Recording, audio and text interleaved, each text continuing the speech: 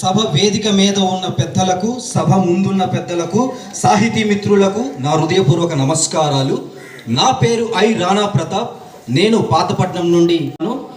నా యొక్క కవితా శీర్షిక ఏమిటి అంటే 29వ తారీఖున గిడుగువారి జయంతోత్సవ సందర్భంగా తెలుగు ఒక భాష యొక్క విశిష్టత, ఔన్నత్యం, గొప్పతనాన్ని గురించి నేను రాయడం జరిగింది. నా యొక్క కవితా శీర్షిక ఏమిటి అంటే నా తెలుగు భాషే నా వెలుగు దిశ, నా తెలుగు భాషే నా వెలుగు దిశ.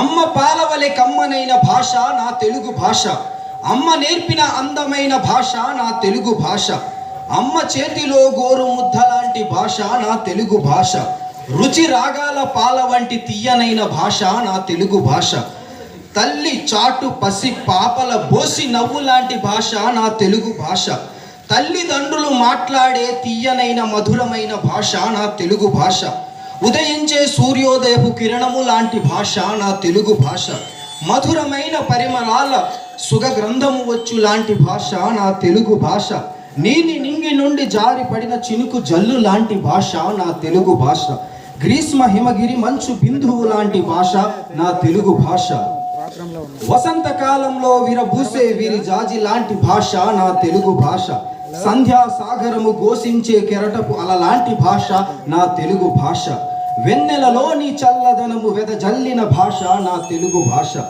వెలిగే జ్యోతిలా నిత్యం ప్రకాశించే భాష నా తెలుగు భాష, అక్షరాల సరిగమాల సంగీతపు శబ్దపు ధ్వనుల భాష నా తెలుగు భాష, అందాల అపురూపాల సౌందర్యాన్ని కలిగించే అందమైన భాష నా తెలుగు భాష, అచ్చులు హల్లులు నుడికారాలతో నిండిన భాష నా తెలుగు భాష, అజంత భాషగా కీర్తించబడుతున్న భాష నా తెలుగు భాష, శ్రీకృష్ణ దేవరాయులచే కీర్తించబడుతున్న భాష నా తెలుగు భాష.